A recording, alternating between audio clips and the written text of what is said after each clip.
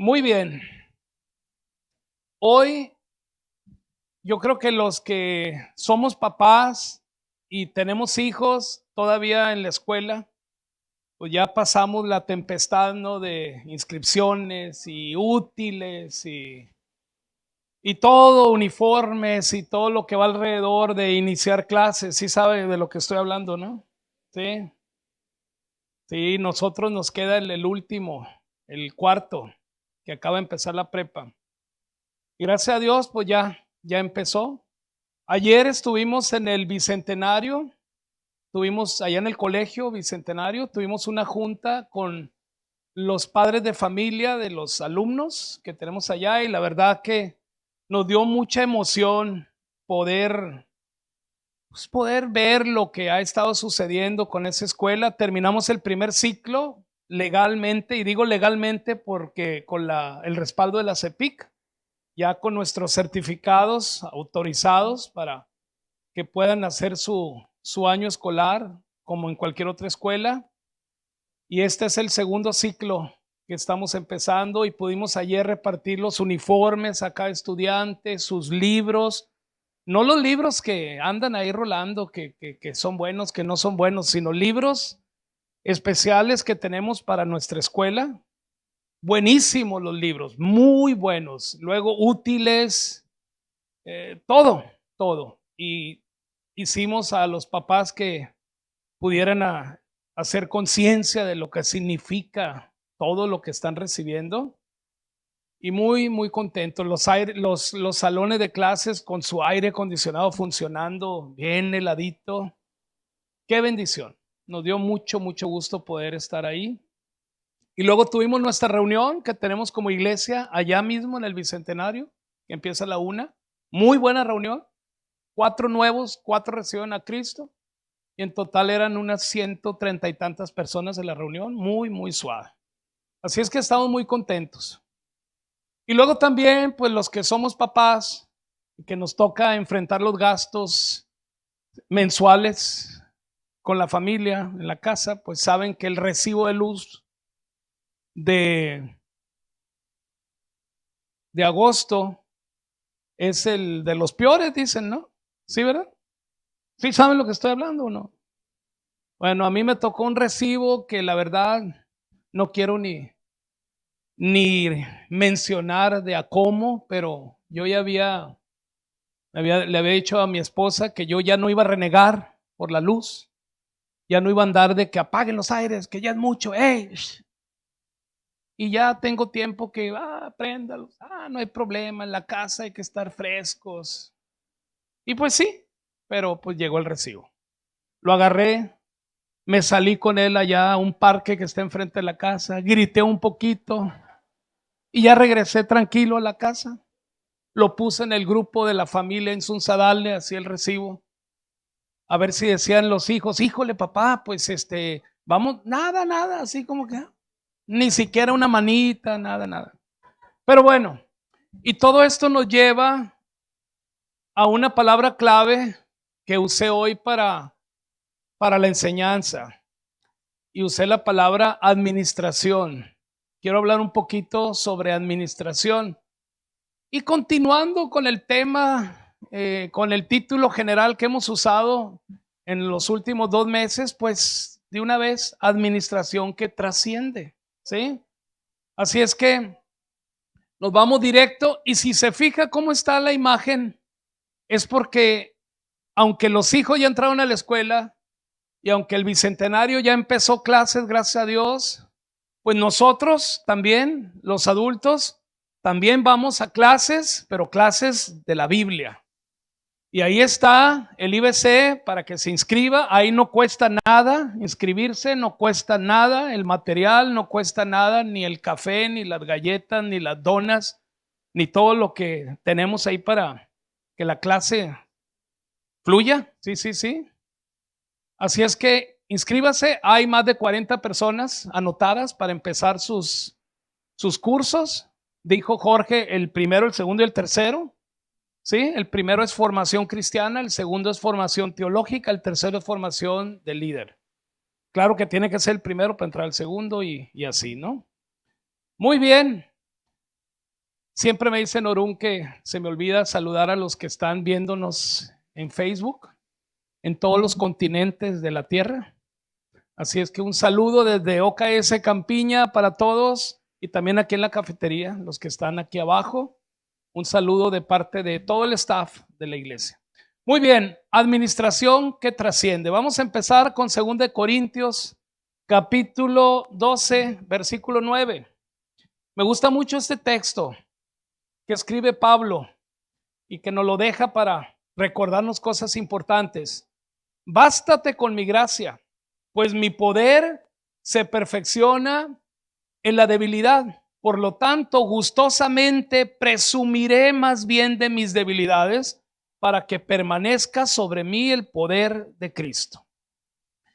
Decía en la primera reunión que al ser humano no le gusta mucho hablar de debilidades, menos a los hombres. Cuando nos juntamos los hombres, pues hablamos de que yo, que acá. Y cuando se juntan los del softball, no hombre, no, que yo le pegué y que la caché así.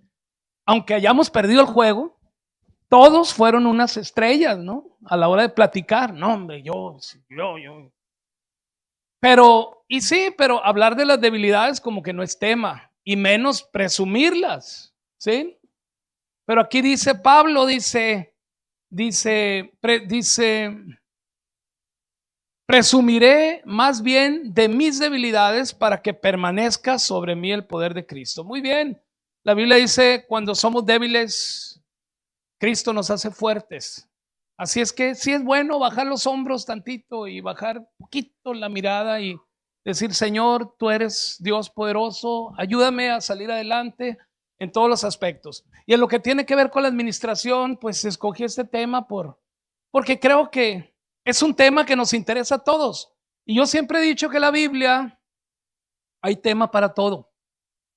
Cuando tú quieres leer la Biblia y no sabes dónde empezar, bueno, si hay algo que te interesa saber, si hay un problema que estás viviendo, sea de salud, sea económico, personal, familiar, lo que sea, bueno, busca en la Biblia una historia que hable sobre eso y vas a ver cómo aprendes en zapatos ajenos. Y es muy interesante leer la Biblia así. Y cuando hablamos de administración, pues lo mismo, ¿no? Yo voy a hablar el día de hoy de 3 maneras de administrar, porque cuando leo la Biblia enfocado en ese tema, me muestra 3 tipos de administradores. Un administrador que empieza con mucho y termina con casi nada. Otro administrador que empieza con casi nada y termina con mucho. Y otro administrador que empieza con relativamente nada y termina teniendo provisión para el resto de su vida y para su familia también.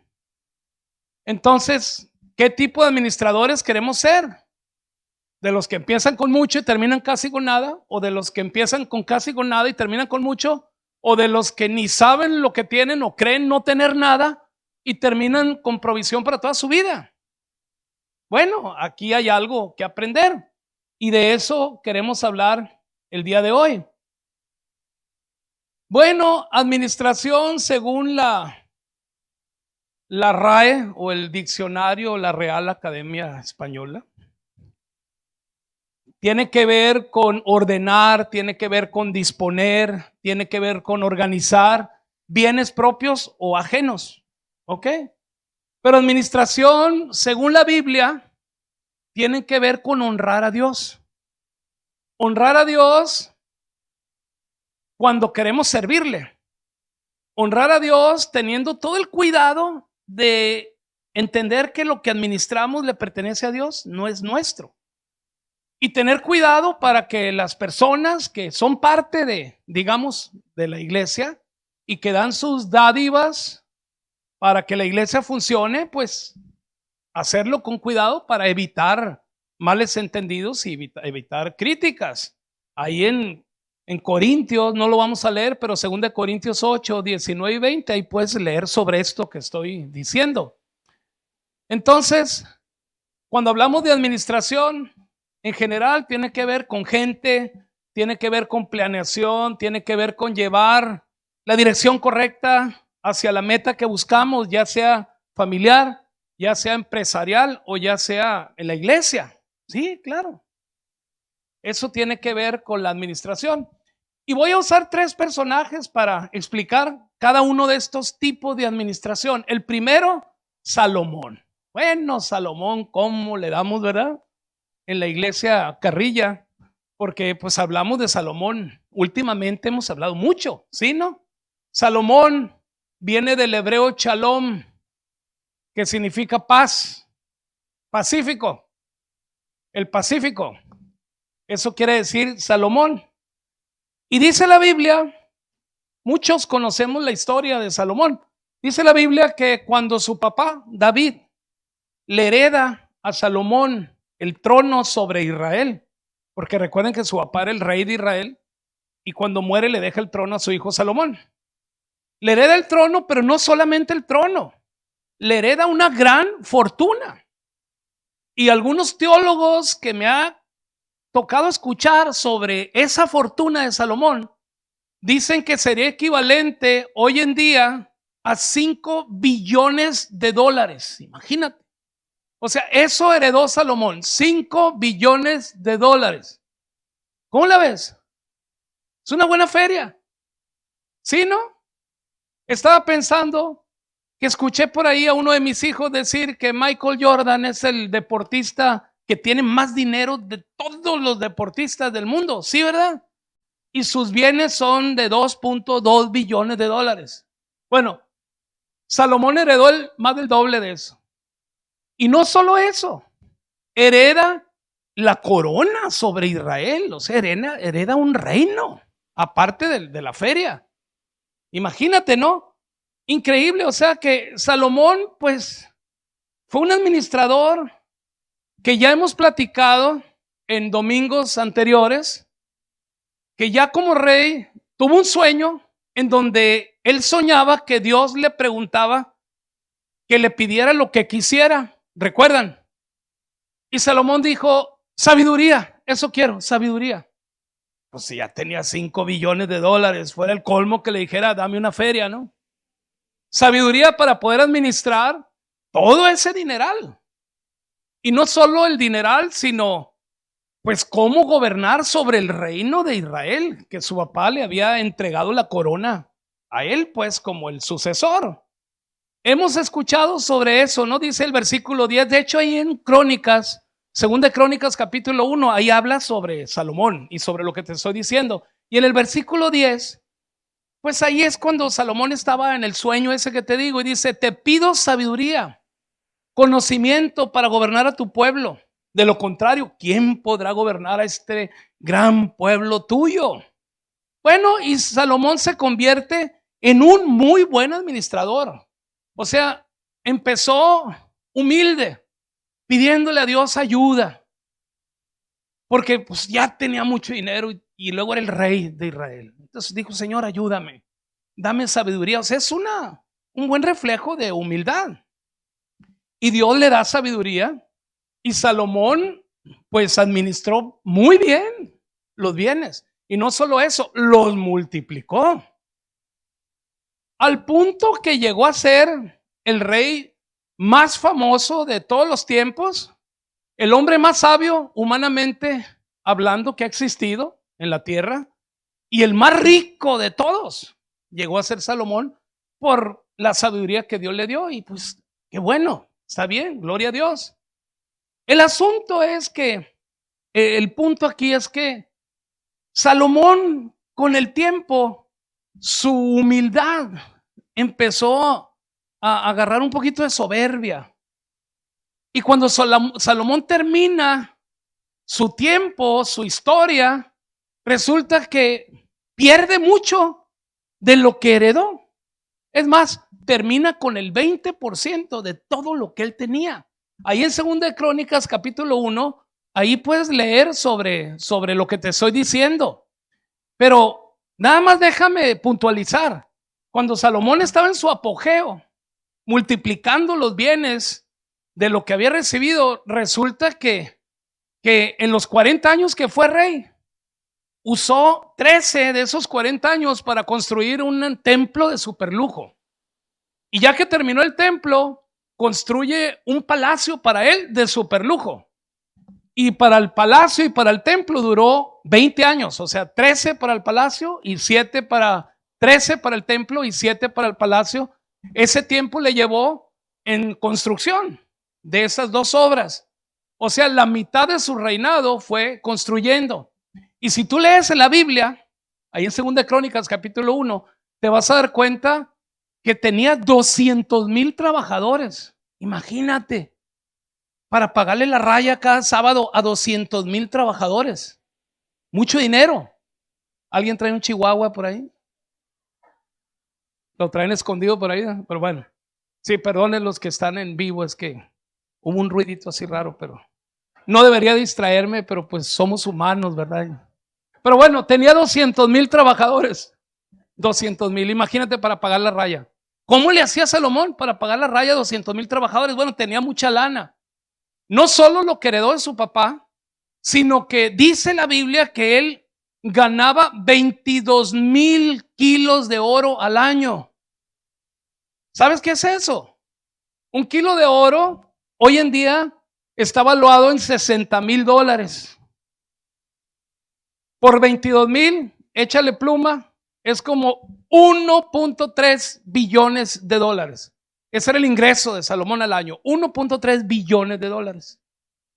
Y no solo esto, también él tenía una flotilla de barcos que le dejaban muy buenas ganancias. Imagínate. Y luego Salomón inventó el asunto de los impuestos. Él fue el que inventó el SAT. Él, sí, Salomón. Tenía 200,000 trabajadores y dijo él, a ver, ¿cómo le hago para agarrar más dinerito? Porque porque dinero llama dinero. Y luego dice, pues le voy a quitar una feria a cada uno para que cooperen, ¿no? Así como ese fideicomiso que le cobra un Telcel al año, ¿no? 200 pesos de no sé por qué, pero cada año te cobra 200 pesos. Y yo he preguntado de qué es y me dicen que es un fideicomiso de, pues no sé de qué, pero nos quitan 200 pesos a cada cliente.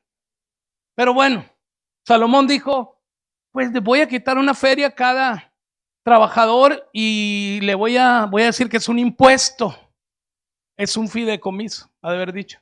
Pues de ahí agarraba mucho dinero Salomón, de los barcos, del oro, de la herencia que tenía. Pero recuerda, Dios le dio sabiduría para administrar, pues muy bien, lo que había recibido. Empezó con mucho, no, pues qué suave. Y también dice la Biblia que era tan rico Salomón que los vasos que él usaba para tomar agua y los platos que él usaba para comer eran de puro oro. Y las vajillas que usaba para las fiestas ahí en el palacio donde él vivía eran de puro oro. Oye, qué cosas, ¿no? Me acuerdo que me decía mi abuela cuando yo estaba adolescente. Ay, dice, yo tenía un tío, decía mi abuela, estamos hablando hace más de 100 años, yo creo. Tenía un tío, dice, tan orgulloso que se mandó quitar todos los dientes y se los puso de oro, todos. Y yo trataba de imaginarme cómo se veía el tío con todos los dientes de oro. Pero bueno, ¿qué tiene que ver eso con Salomón? Pues hablando de oro, pues oro con oro, ¿verdad? Pero bueno, las vajillas eran de oro. Y luego, no solo eso, Salomón tenía 1,400 carros de guerra. Imagínate. Y luego tenía 12,000 caballos. ¿Cuántos caballos tienes tú, Moy? 1. Salomón tenía 11,999 caballos más que el Moy. Y es un show tener caballos, ¿verdad? Sí, es mucho trabajo. 12,000. Bueno, era un hombre muy rico, muy próspero, un muy buen administrador, que empezó con humildad. Dios le dio lo que pidió, sabiduría. Pero algo pasó con Salomón. Y siempre cuando hablamos de Salomón, como que lo llevamos hasta ahí nada más, o hasta el punto donde tenía 1,000 mujeres, porque también tenía 1,000 mujeres, dice la Biblia. 1,000 mujeres. Y hay veces como que eso hace cortocircuito, porque hay personas aquí que después de mencionar que Salomón tenía 1,000 mujeres, en otras enseñanzas me han dicho, oiga pastor, pero eso no está bien, ¿cómo va a tener 1,000 mujeres a alguien? No, pues sí, le digo, pues es que en los tiempos antiguos, que allá, y uno ahí anda tratando de explicar. Pero también hay otras personas aquí, que me han dicho, oiga pastor, si Salomón tenía 1,000, podemos nosotros tener 2, 3. Ah, mira, o sea que de todo hay en la viña del Señor. Sí, hay de todo. Fíjese cómo cada quien agarra la palabra, pues de acuerdo a su conveniencia. Pero dice la Biblia que las 1000 mujeres de Salomón terminaron haciendo que su corazón se pervirtiera. Así dice. El corazón de Salomón se pervirtió por tanta mujer. ¿Sí lo crees? La cosa es que él se casaba o jalaba mujeres a su harem de diferentes reinos y diferentes naciones. Y cada mujer traía ideas distintas, imagínense, ¿no? Mira, aquí lo que dice la Biblia, dice que esas mujeres hacían que Salomón empezara a adorar otros dioses, que no era el Dios de Israel. Eso hizo la perversión en la vida de Salomón, empezó a adorar otros dioses. Y la Biblia dice ahí en Primera de Reyes, capítulo 11, versículo del 9 al 11, fíjate lo que dice. Entonces el Señor Dios de Israel se enojó con Salomón, porque su corazón se había apartado de él, a pesar de que en 2 ocasiones se le había aparecido y le había prohibido que siguiera a otros dioses, con D minúscula. Como Salomón no había cumplido esa orden, el Señor le dijo: ya que procedes de este modo y no has cumplido con mi pacto ni con los estatutos que te he ordenado, puedes estar seguro de que te quitaré el reino y se lo daré a uno de tus siervos. Ándele. Como que de esa parte no hablamos cuando se platica de Salomón, pero si tú sigues leyendo la historia, te vas a dar cuenta que Salomón termina su reinado, 40 años de rey, y el sucesor fue su hijo Roboam.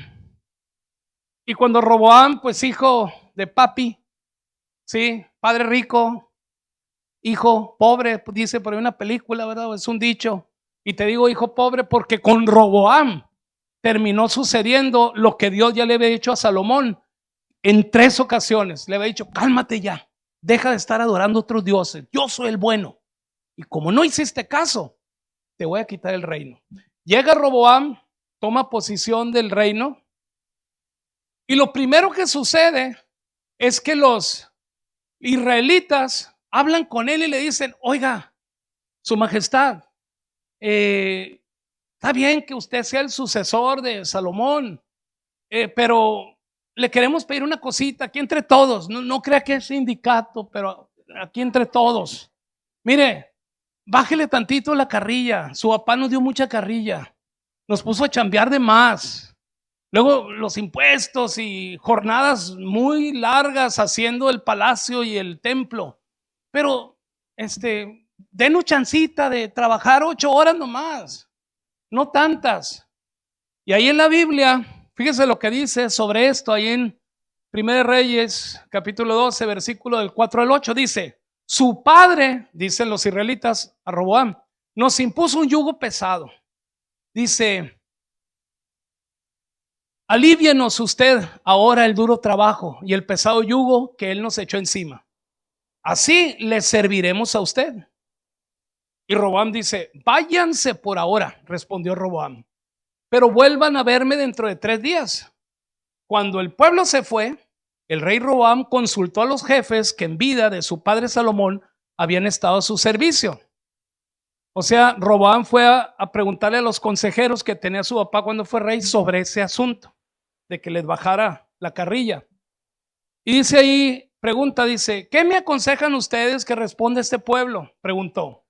Ellos respondieron: si usted se pone hoy al servicio de este pueblo, es condescendiente con ellos y les responde con amabilidad, ellos les servirán para siempre.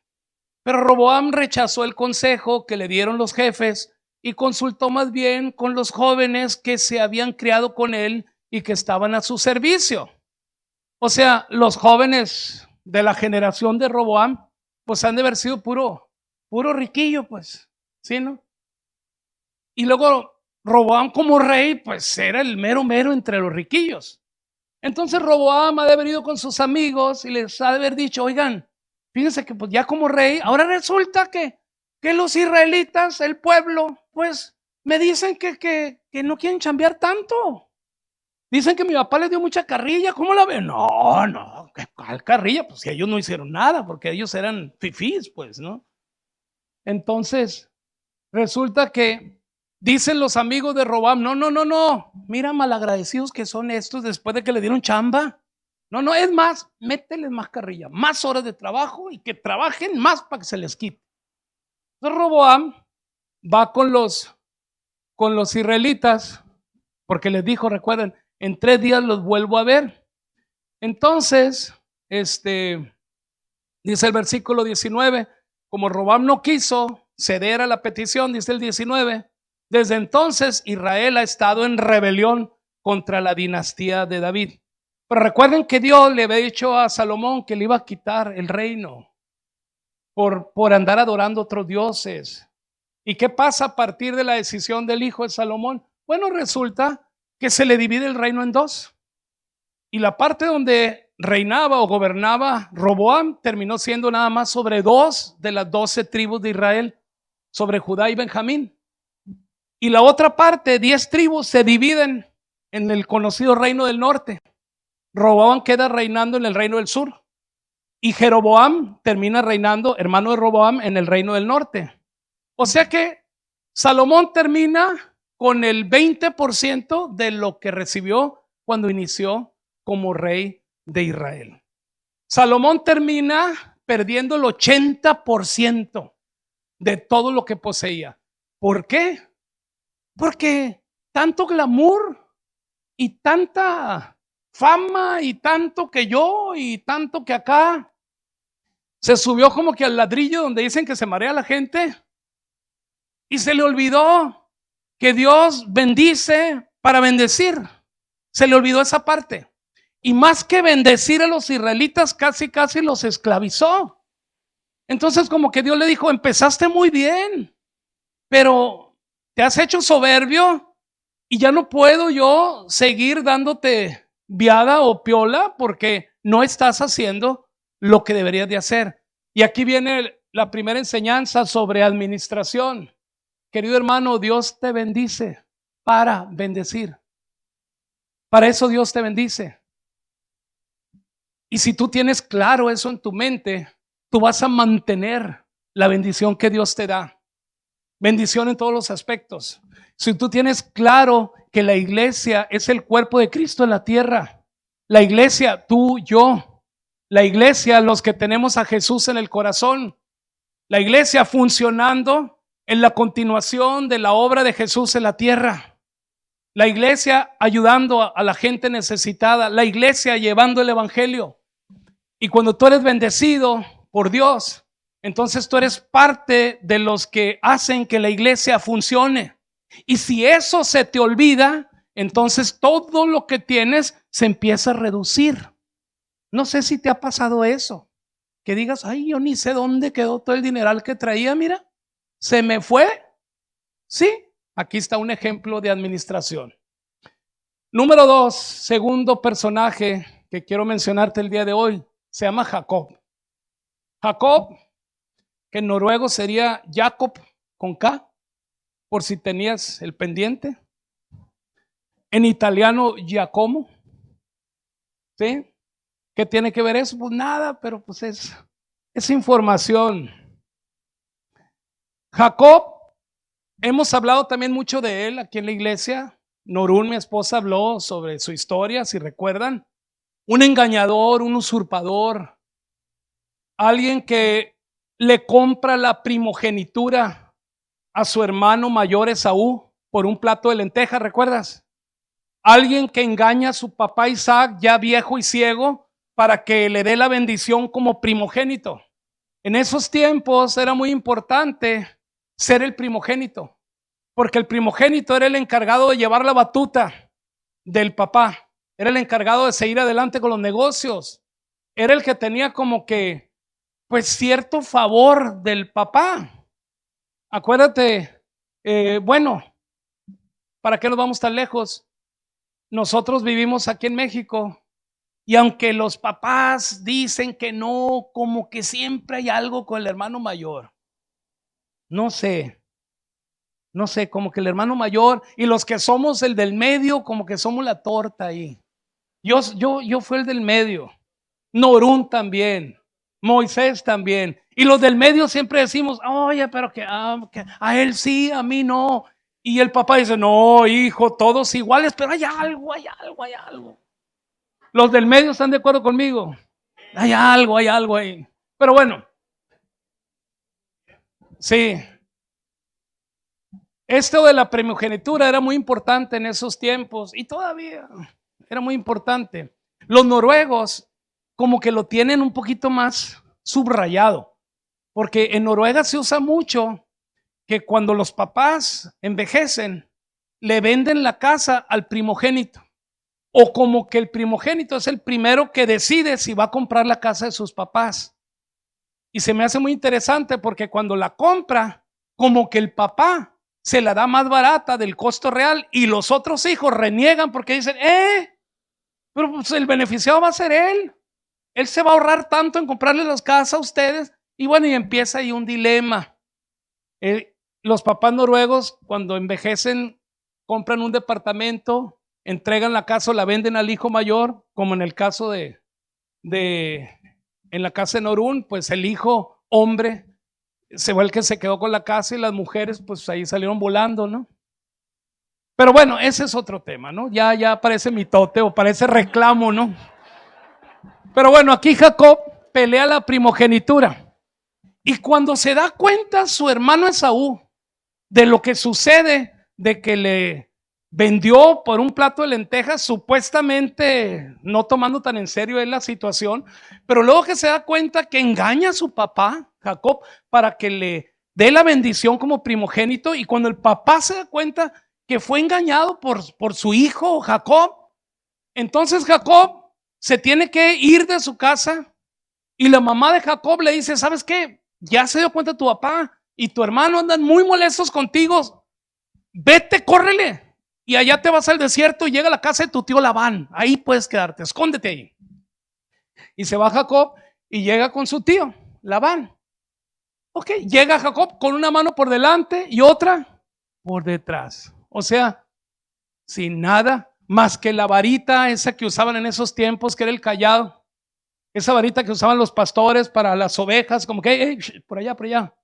O si había monte, como que mover el monte para seguir caminando. O si salía una fiera salvaje, como que con la varita ahí la toreabas. Era todo lo que llevaba Jacob.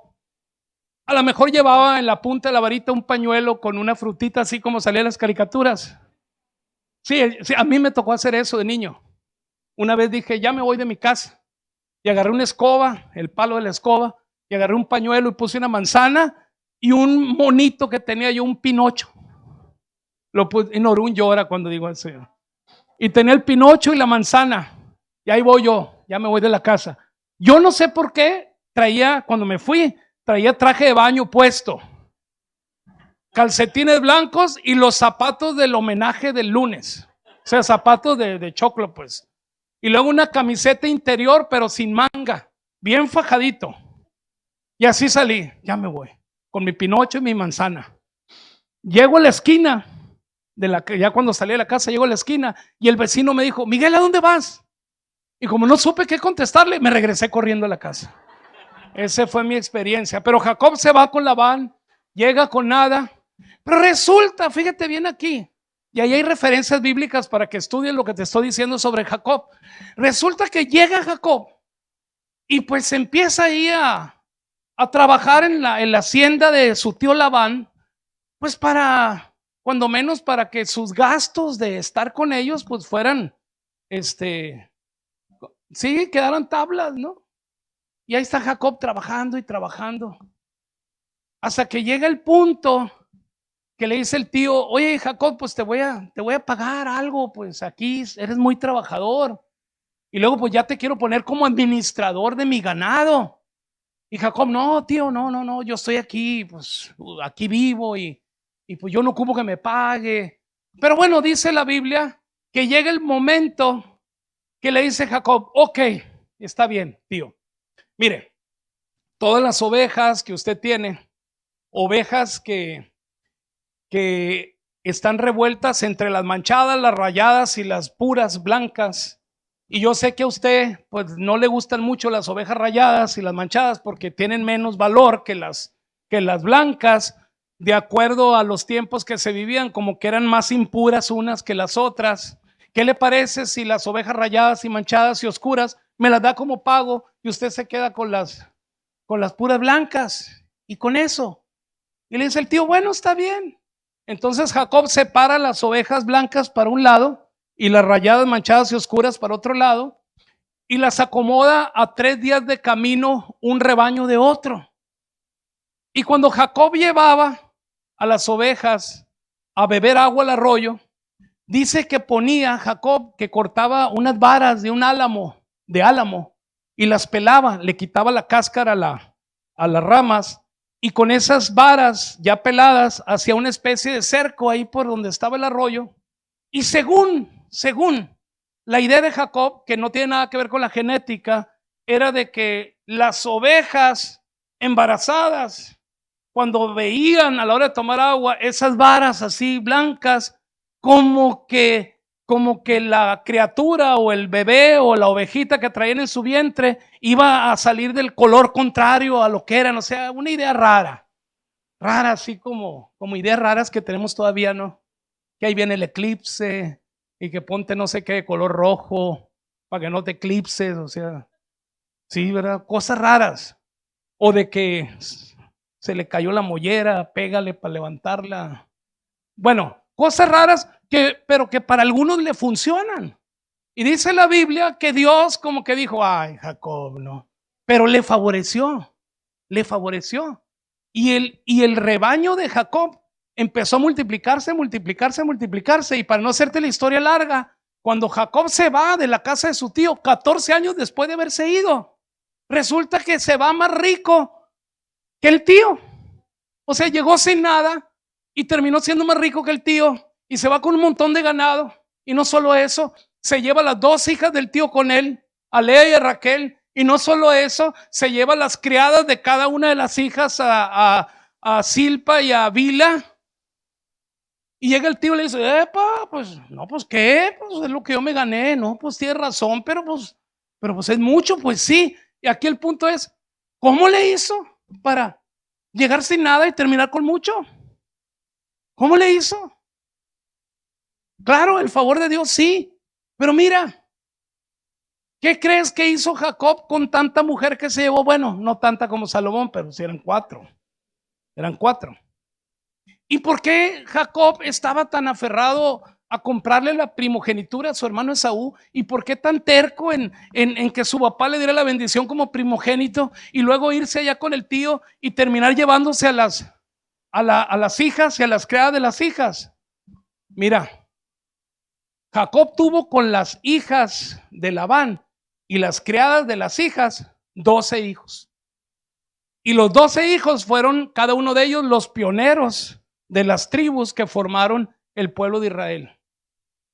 Jacob sabía, fíjate bien, Jacob sabía que la promesa que Dios le había hecho a su abuelo Abraham, estaba él incluido ahí. ¿Y cuál era la promesa que Dios le había hecho a su abuelo Abraham?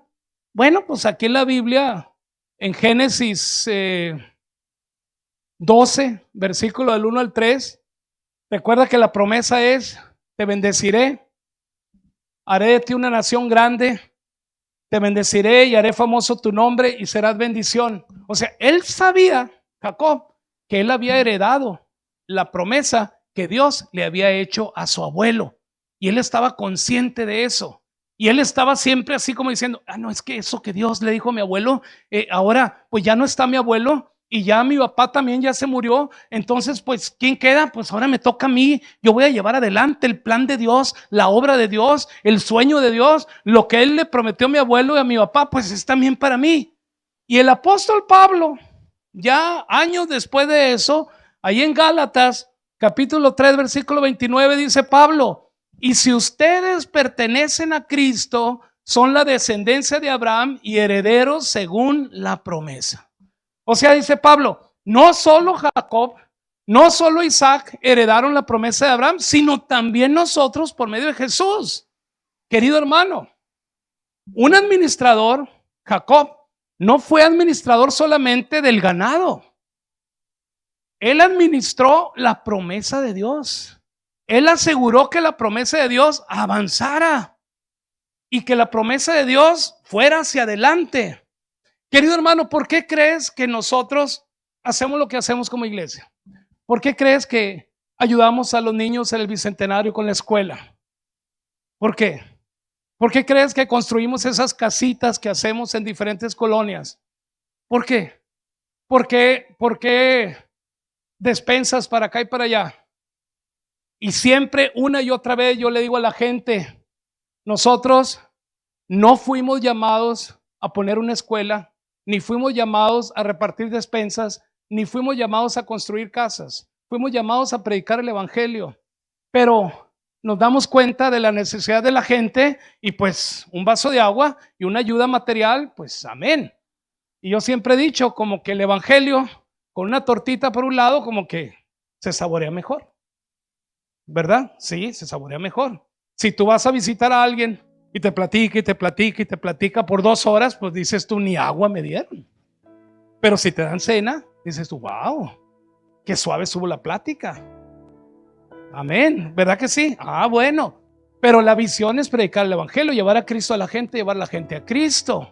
Jacob sabía eso y por eso él prosperó y prosperó. A Salomón se le olvidó y esclavizó a los israelitas.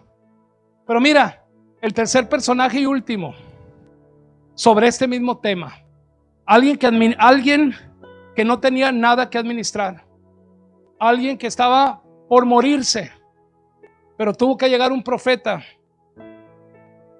a decirle de parte de Dios cuál era la situación real. Y me refiero a la viuda de Sarepta. ¿Cuántas veces hemos cantado aquí sobre esa viuda? La viuda de Sarepta. Y a veces me preguntaba yo, ¿sabrán las personas quién es la viuda de Sarepta? Bueno, esta historia se remonta a 900 años antes de Cristo, o sea, hace como 3000 años. De algo que sucedió en la región de Sidón, Sarepta, Sidón, hoy Líbano. Y eso que sucedió hace casi 3000 años, todavía lo estamos platicando. ¿Qué pasó ahí? Bueno, Primera de Reyes 17, del 8 al 16, habla sobre esta historia. Había una mujer viuda viviendo en medio de un tiempo muy difícil en el mundo, un tiempo de sequía y de hambruna. Esta mujer vivía sola con su hijo y ya nada más tenía tantita harina y tantito aceite para hacer la última comida y a partir de ahí pues esperar morirse de hambre. Llega Elías y le dice, mujer, dame agua. Mujer, hazme un pan, tengo hambre. Y la viuda dice, estoy a punto de preparar la última comida para mi hijo y para mí, y después de eso nos vamos a morir de hambre. No tengo más, no tengo nada. Pero el profeta, de parte de Dios, le dice, es más, déjame leerte sobre esto que te estoy diciendo. Ahí en el versículo 12 de Primera Reyes 17, ya que Elías le pide el pan y agua, dice ella, no me queda ni un pedazo de pan, solo tengo un puñado de harina en la tinaja y un poco de aceite en el jarro. Precisamente estaba recogiendo unos leños para llevármelos a casa y hacer una comida para mi hijo y para mí. Será nuestra última comida antes de morirnos de hambre. Versículo 14. Así dice el Señor, el Dios de Israel, le dijo Elías a la mujer, no se agotará la harina de la tinaja, ni se acabará el aceite del jarro, hasta el día en que el Señor haga llover sobre la tierra. Versículo 16. Y tal como la palabra del Señor lo había anunciado por medio de Elías, no se agotó la harina de la tinaja, ni se acabó el aceite del jarro. Versículo 15, la última parte del versículo dice, de modo que cada día hubo comida para ella y su hijo, como también para Elías. Claro que cuando el profeta le dijo, dame agua y dame pan, y ella le dice, no tengo, más que esto poquito para preparar la última comida y luego morirnos. Pero el profeta le dice: de parte de Dios te estoy diciendo lo que te estoy diciendo. Y la viuda hizo como el profeta le dijo, o sea, obedeció y creyó a la palabra de Dios. ¿Y qué pasó? Pues resulta que tuvo alimento en su casa por el resto de sus días, y no solo para ella, sino también para su hijo y para el profeta. Ahora, la viuda ni sabía que cuando llegó el profeta y ella le dijo: nada más tengo harina y aceite, ella ni sabía que el aceite en la Biblia es un símbolo del Espíritu Santo. O sea, es como si llegara un ángel de Dios a tu casa en tiempos de necesidad y te dijera: ¿qué tienes en tu casa? Y dijeras tú: pues nada más el Espíritu Santo. Imagínate, nada más. Nada más el Espíritu Santo. O sea, pues nada más las llaves del cielo. Nada más. Mira, nada más. Nada más el reino de Dios a mi disposición. Pero ella no sabía. Tuvo que ir el profeta, la palabra de Dios, a hacerle entender lo que tenía. O sea, si tú estás aquí el día de hoy y tú crees que no tienes nada que administrar, querido hermano, hermana, tienes a Cristo en el corazón. Tienes todo el favor de Dios. Y si ya sabes que tienes todo el favor de Dios, bueno, administra sus promesas, administra sus deseos, para que sigas el ejemplo de Jacob. Dice la Biblia que cuando Jacob finalmente se encuentra con su hermano Esaú, quien estaba muy enojado con él por todo lo que hizo Jacob antes de irse de la casa de su papá y de su mamá, dice la Biblia que Jacob provocó un encuentro con su hermano, pero le mandó un regalito por adelantado. Nos vamos a ver, Esaú dice, ya habían pasado 14 años. Y el regalito, dice la Biblia, en Génesis 32, 13 al 16, que eran 200 cabras, 20 machos cabríos, 30 camellas con sus crías, 40 vacas, 10 novillos, 20 asnas y 10 burros. Borricos, dice, imagino que eran burros. Pero mira, todo eso le mandó, o sea, Jacob era tan próspero que le mandó todo eso a su hermano, como diciendo: mira, aquí tengo un regalito, y ya que lo recibas, platicamos. No, pues ya con el regalito, pues, ¿verdad? Ya con el regalito así dices: no, pues sí, platicamos, ya, todo perdonado. Pero mira, ¿qué tipo de administrador quieres ser tú? ¿De los que se marean arriba de un ladrillo cuando Dios te bendice? Y se te olvida que esa bendición es para bendecir. Se te olvida que cuando tú das a la iglesia tu diezmo, tu ofrenda, es simplemente palomear el por qué Dios te bendice. O como Jacob, que aparentemente no tienes nada, pero tienes claro la promesa que Dios te ha hecho, y dices: yo quiero ser parte de esa promesa. Yo quiero ser parte de que la iglesia se expanda. Yo quiero ser parte de que el evangelio se propague por todos lados. Yo quiero ser parte de que a esos niños no les falte nada, de que esas despensas siempre estén ahí listas para repartir. Y Dios te bendice y te prospera y te prospera. O a lo mejor algunos dicen: pues yo con que no me falte alimento en mi casa, con eso sobra. Ok, ahí está la viuda de Sarepta. Está bien. Si tú tienes a Cristo, lo menos que te va a pasar es que te falte alimento en tu mesa. Siempre va a haber alimento. Pero ¿sabes qué? Dios nos bendice para bendecir. Jacob, de usurpador a humilde a reconciliador. Sí fue su vida. Salomón, de humilde a soberbio y a torturador. Y la viuda de Sarepta, de estar a punto de morir por creer que no tenía nada, pues resulta que termina con alimento para toda su vida y el resto de sus días, para ella y para los demás. Gloria a Dios. Administración que trasciende es administrar la promesa de Dios, administrar lo que Dios te ha dado. Te ha dado a Cristo.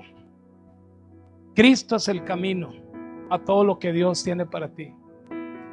Y el éxito, repito, como ya lo he dicho en otros domingos, no es una meta, es un camino diario.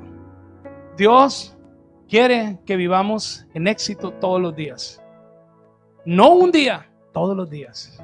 Pero no se te olvide que Él te bendice para bendecir. Amén. Si alguien el día de hoy está aquí escuchando este mensaje y no recuerda haber invitado a Jesús a su corazón, si no recuerda haber hecho una oración de fe y haber recibido el perdón de pecados, haber recibido la salvación, haber recibido el boleto a la vida eterna, ahí empieza todo. Ahí empieza todo, porque ahí empiezas en el camino de Dios. Así es que te quiero invitar a ti, que no recuerdas haber hecho una oración así, donde invitas a Jesús, recibes el perdón de pecados, Él te entrega el acceso al reino de Dios, te salva de la muerte eterna, te da el boleto para la vida eterna. Si tú no recuerdas haber hecho una oración así, ahí en tu lugar en silencio, repite conmigo estas palabras. Y si tú estás ahorita escuchando esta transmisión, ya sea en vivo o después por medio de la grabación que queda ahí en las redes sociales, te animo a que repitas estas palabras también y recibas a Jesús. Así es que tú que ya hiciste esta oración anteriormente, pues repítela conmigo para animar a los que la van a hacer por primera vez. Así es que ahí en tu lugar en silencio di así: Señor Jesús, el día de hoy abro mi corazón y te acepto como el Salvador de mi vida. El día de hoy recibo el perdón de pecados. El día de hoy, Señor, me alineo a tu camino. El día de hoy, Señor, entiendo que tu único deseo es bendecirme para que yo sea bendición y para que mucha gente conozca que tú eres real. Gracias te doy por traerme a esta reunión y gracias te doy por este mensaje que acabas de sembrar en mi corazón. Amén y amén. Allá atrás está Maura, Ana Victoria, Maura, y ella trae Biblias. Levanta la Biblia así. Si alguien hizo esta oración por primera vez el día de hoy, al final nada más vas con Maura ahí y le dices: yo hice la oración de fe, yo invité a Jesús a mi corazón, y ella te va a regalar una Biblia y se va a poner a tus órdenes de parte de la iglesia para cualquier duda, cualquier información, cualquier cosa que quieras saber. Así es que bendiciones para todos y recuerda, seamos buenos administradores y la mejor manera de hacerlo es compartir la bendición que Dios nos ha dado. Un aplauso a Dios.